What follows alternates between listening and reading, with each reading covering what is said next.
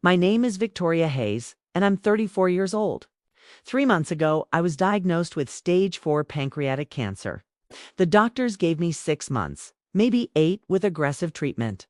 I chose quality over quantity, which meant hospice care, pain management, and the strange task of planning my own funeral while I'm still alive enough to have opinions about flower arrangements and eulogy speakers.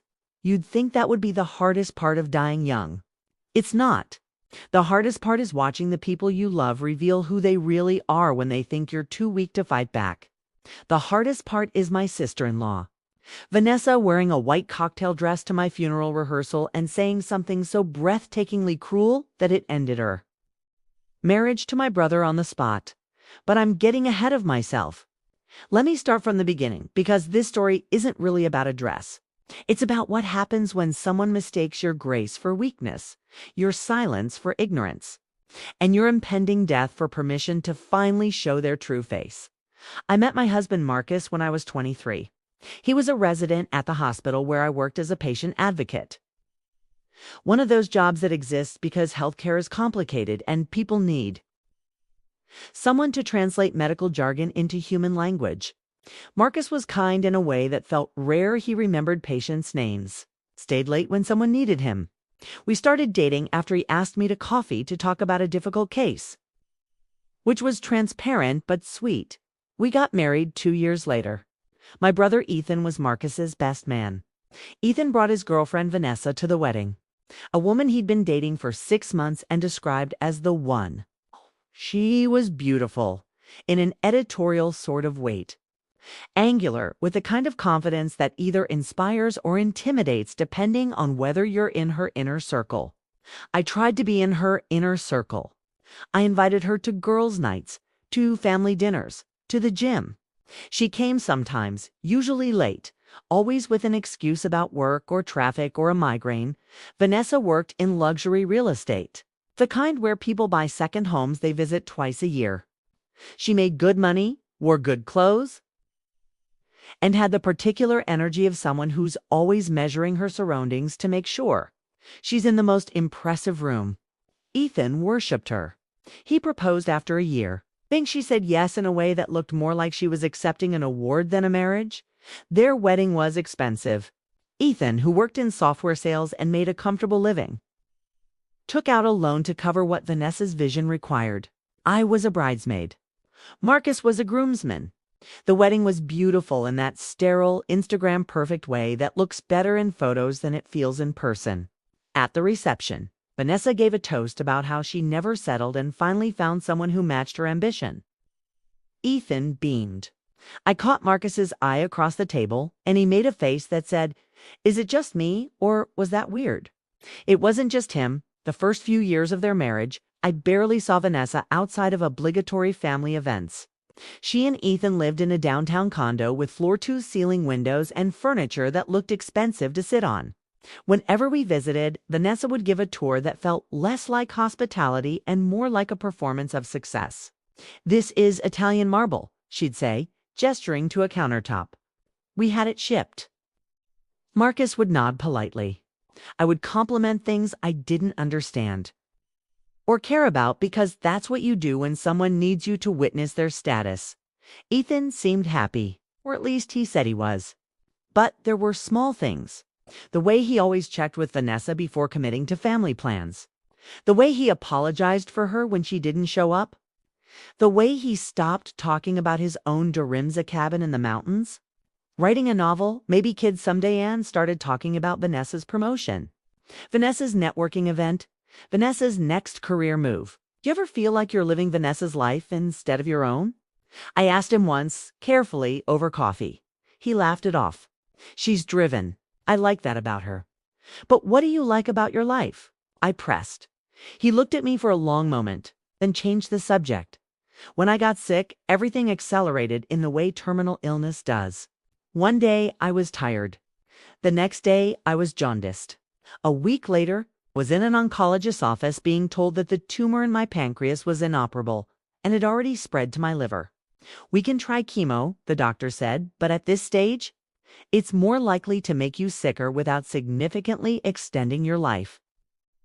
Marcus held my hand so tight I lost feeling in my fingers.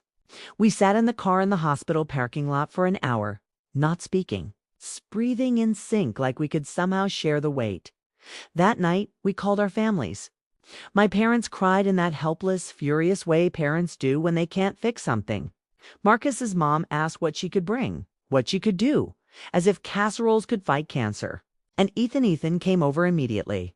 He hugged me and cried into my shoulder and said, "We're going to fight this. You're going to beat this."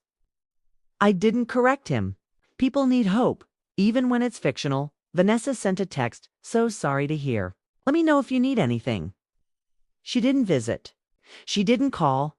When Ethan invited her to the family meeting we held to discuss logistics, my treatment plan, my wishes, what happens next, she said she had a showing. She couldn't reschedule as the weeks passed and it became clear that treatment wasn't an option I wanted to pursue. I made a decision that surprised everyone, including myself. I wanted to plan my own funeral. Not just the basics, but everything. The music, the flowers, the eulogies, the reception. I wanted to shape the goodbye while I still had the strength to care about details. "Are you sure?" Marcus asked gently. We were lying in bed, my head on his chest, listening to his heartbeat like a clock counting down. "I want it to be right," I said. "I want people to laugh. I want them to remember me as I was, not just as someone who got sick." So I planned. I chose a funeral home that felt more like a living room than a morgue. I picked music that ranged from jazz standards to the ridiculous pop songs I loved in high school. I wrote my own eulogy because I didn't trust anyone else to get the tone right, funny, honest, not maudlin. I chose my casket simple, wood, no brass handles that screamed luxury death. I asked my best friend Simone to read a poem. I asked my father to tell the story about the time I accidentally adopted 3 cats in one weekend because I couldn't say no to the shelter volunteer, and then I decided to do something unusual. A funeral rehearsal. The funeral director, a kind woman named Lorraine, suggested it. "It's not common," she said, "but some people find it helpful. You can see how everything flows, make adjustments, say things you want to say while you still can." It felt morbid and perfect. I invited immediate family only. Marcus, my parents, Ethan, Vanessa, Marcus's mom, and Simone. "Think of it as a dress rehearsal," I told them. "Except I'm the audience and the show." Everyone said yes. Vanessa said yes through Ethan, which should have been my first clue. The rehearsal was scheduled for a Saturday afternoon. I wore a soft gray dress that hung looser than it had a month ago. Marcus held my hand as we walked into the funeral home. My parents arrived early, my father crying before we even started. Marcus's mom brought cookies, 'cause grief and baking are her only 2 modes. Simone arrived with a poem printed on cardstock, her hands shaking. "I can't believe we're doing this," she whispered. "Me neither," I said. "But I'm weirdly grateful." Ethan arrived alone. "Vanessa's running late," he said, his voice tight. "She'll be here." We waited 15 minutes. Then Lorraine suggested we start and we could catch Vanessa up when she arrived. We walked through the order of service. Simone practiced reading the poem and broke down halfway through, which made all of us cry, which somehow made it better. My father told the cat story and got the details wrong in a way that was so perfectly him that I laughed until I coughed. Marcus gave a short speech about what it means to love someone whose time is finite, and how every moment becomes holy when you know it's numbered. We were almost finished when the door opened.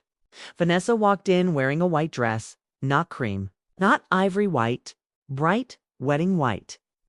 A cocktail-length dress with a fitted bodice and a flared skirt, the kind you wear to a rooftop bar or a fancy brunch, not to your dying sister-in-law's funeral rehearsal. The room went silent. Even Lorraine, who I'm sure has seen every flavor of human dysfunction, blinked in confusion. "Sorry I'm late," Vanessa said breezily. Sliding into the seat next to Ethan, traffic was insane. Ethan stared at her. "Vanessa, what are you wearing?" "What?" She looked down at her dress like she'd only just noticed it. "Oh, this. I came from a brunch with clients. I didn't have time to change. You wore white. I said quietly. Is that a problem? She looked genuinely confused, or at least performed confusion well enough to make me doubt my own reaction. Vanessa, Marcus said, his voice careful, wearing white to a funeral. A rehearsal's considered disrespectful. It's traditionally associated with celebration, not mourning. She rolled her eyes. Actually rolled her eyes. It's just a color, Marcus. I think we can all be adults about this. It's not just a color, Ethan said, his voice rising. Victoria is dying. We're here to support her. And you show up dressed like you're going to a party. I told you, I came from a brunch. I don't carry a funeral outfit in my car, Ethan. Then you should have gone home to change, my mother said. Her voice sharp in a way I rarely heard. Vanessa's face hardened. The mask of confusion dropped. You know what? Fine. You want me to say it? This whole thing is ridiculous. A funeral rehearsal. Victoria, I'm sorry you're sick. I really am. But this is self-indulgent. You're making everyone cater to your ego because you want to control how people remember you. Some of us have actual lives to live. Some of us don't have time to rehearse death. The room temperature dropped. I felt Marcus's hand tighten around mine. Vanessa, Ethan said, his voice barely above a whisper. What the hell is wrong with you? I'm just saying what everyone's thinking, she continued, her voice gaining confidence like she'd been waiting years to say this. Victoria has always been the golden child. Sweet, perfect Victoria who everyone loves. And now, even dying, she has to make it about her. We all have to drop everything to rehearse her funeral. It's narcissistic. Get out, I said. My voice was calm, which surprised me. I thought I'd be shaking, crying, furious. Instead, I felt cold and clear. Get out of this building right now. Gladly, Vanessa said, standing. Ethan, let's go. Ethan didn't move. He was staring at her like he'd never seen her before. No, he said. Excuse me? I said, no. He stood, but he didn't move toward her. Vanessa, I have made excuses for you for 6 years. I've explained away your cruelty as honesty. I've told myself you're just ambitious, just driven, just too busy to care about anyone but yourself. But this, saying those things to my sister who was dying, who wanted to plan one last thing with the people she loves. There's no excuse for that. Ethan, don't be dramatic. I'm filing for divorce, he said. The words came out simple and final. I should have done it years ago. I've been living a life I don't recognize because I was too scared to admit I married the wrong person. Vanessa laughed, but it sounded brittle. You're going to divorce me because I wore the wrong color. I'm divorcing you because you just called my dying sister narcissistic. I'm divorcing you because I've spent 6 years trying to earn your approval and I just realized you don't have any to give. I'm divorcing you because I've watched you hurt everyone in my family and told myself it was fine because you were beautiful and successful and I didn't think I deserved better. You don't, Vanessa said, and for the first time I heard the venom under the polish. Maybe not, Ethan said, but I deserve better than you. Vanessa grabbed her purse. She looked around the room, landing on me last. I hope you get what you want, Victoria, she said. A beautiful funeral that everyone remembers. Congratulations. She left. The door closed. The room exhaled. Ethan sank back into his chair and put his head in his hands. I'm sorry, he said, his voice muffled. I'm so sorry. I got up, which took effort, and sat next to him. I put my arm around his shoulders. You have nothing to apologize for. I brought her into your life, he said. I married her. I defended her. And you just stood up to her, I said. That's what matters. We sat like that for a long time. My brother crying into my shoulder the way he used to when we were kids and the world felt too big. Marcus sat on my other side, his hand on my back. My parents moved closer. Simone brought tissues. Marcus's mom offered cookies. We were a constellation of grief and relief, of endings and beginnings happening at the same time. Lorraine, bless her, waited until we'd settled before asking quietly, should we finish the rehearsal? We did. We finished it without Vanessa, and it was better, more honest. It's more us.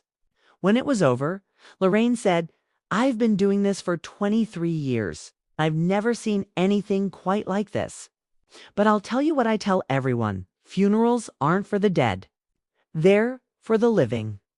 And what you've done here today, work through that ugliness together. That's what family is. Not perfection. Not politeness. Just showing up when it's hard. Went to my parents' house after and ate leftover casseroles and drank wine and told stories about Vanessa's worst moments, which felt petty and healing in equal measure. Ethan called a lawyer that night. He moved in with my parents the next day. Vanessa sent him a series of texts that cycled through rage, bargaining, and finally, indifference. She hired the most aggressive divorce attorney in the city. Ethan hired a calm, methodical one who said, "Let her spend money on rage. We'll spend time on strategy." Asterisk, the divorce took 4 months. By the time it was finalized, I was in my last weeks. I was in hospice care at home, which meant our living room had been transformed into a medical suite that tried very hard to look cozy and mostly failed. Marcus slept on a cot next to my hospital bed. My parents visited every day. Ethan came every evening after work and read to me from books I loved and books I'd never heard of. One night, a week before I died, Ethan asked, "Do you think she ever loved me?" "I think she loved the idea of you," I said. "A successful husband, a perfect wedding, a downtown condo. But the actual you? The man who wanted to write a novel and live in the mountains. I don't think she ever saw him. I miss that version of me," he said. "He's still there," I told him. "You'll find him again." I died on a Tuesday morning. Marcus was holding my hand. My parents had just left to get coffee. Ethan was on his way. I'd like to say there was something profound, some last wisdom I imparted. But mostly there was just breathing, and then a little less breathing. And then none. My funeral was everything I'd planned. The music was perfect. The flowers were cheerful. Simone read the poem without breaking down. My father told the cat story and cried through the whole thing, which made everyone laugh through their tears. Marcus gave his speech about numbered days and holy moments. And when he finished, there wasn't a dry eye in the room. Ethan spoke, which wasn't in the original plan. He talked about the funeral rehearsal. He told everyone what Vanessa had said, what she'd worn, and what he'd realized in that moment, that my grace, my decision to plan my own goodbye wasn't narcissism. It was love. It was taking care of the people I'd leave behind by giving them a map through grief. "Victoria taught me something that day," he said. "She taught me that standing up to cruelty isn't optional. That loving someone means protecting them, even when it costs you everything you thought you wanted. And she taught me that it's never too late to become who you were supposed to be." After the funeral, at the reception, someone asked Ethan if he regretted marrying Vanessa. "No," he said, "because if I hadn't, I wouldn't have learned what love isn't." And sometimes that's the most important lesson. He moved to the mountains 6 months after I died. He bought a small cabin with the money he'd saved from not having to finance Vanessa's lifestyle anymore. He started writing a novel. He sent Marcus updates, photos of the view, paragraphs he was proud of. "Stories about the neighbor's dog who'd adopted him. She would have hated it here," he wrote once. "And that's how I know it's perfect." Marcus still wears his wedding ring. He says he'll decide when he's ready to take it off. And for now, he's not. He volunteers at the hospital in the patient advocacy department where we met. He says it helps to be around people who are learning to navigate impossible things. He says it makes him feel close to me. My parents visit my grave every Sunday. They bring flowers that I would have liked wildflowers, not roses. They tell me about their week. They talk to me like I'm still listening, which I think in some way that defies logic. I am Vanessa remarried a year after the divorce was finalized. A real estate developer. They bought a house in the suburbs with a pool and a 3-car garage. I don't know if she's happy. I don't know if she thinks about that white dress or what she said, or the marriage she destroyed in the same room where I rehearsed my death. What I do know is this: my funeral rehearsal. The event Vanessa called self-indulgent gave my family a place to practice grief before they had to perform it for real. It gave them permission to laugh and cry in the same breath. And it gave my brother the courage to end a marriage that was killing him slowly in a way. That's harder to see than cancer, but just as real. What I do know is that showing up matters. That the dress you wear, the words you say, the respect you show or withhold, these things reveal who you are when the stakes are too high to pretend. Vanessa showed up in white to a funeral rehearsal and called a dying woman narcissistic. Ethan showed up in his grief and his guilt and chose his sister over his marriage. That's the difference between performance and presence. What I do know is that my funeral, which I planned while dying, was full of people who loved me, not because I was perfect, but because I was mine. And that's all any of us can hope for in the end, to be remembered truly, to be mourned honestly, okay? And to leave behind people who are better for having known us. The white dress Vanessa wore became family legend. At gatherings, someone always brings it up, and the room splits between horror and laughter. Can you believe she wore white? Someone will say, and someone else will answer, can you believe what she said after? And then my mother will add, can you believe Ethan finally stood up to her? And the story, like all good family stories, becomes less about the dress and more about what it revealed. Vanessa wore white to my funeral. Rehearsal because she thought I was too weak to matter. What she didn't understand is that dying doesn't make you weak, it makes you clear. It strips away everything but truth. And the truth that day was that my brother had been drowning. And I threw him a lifeline disguised as a funeral, and he grabbed it. What she said next didn't just end her marriage. It saved my brother's life. And in this strange arithmetic of grief, that means my death made space for his survival. I'll take that trade. I'll take it every time.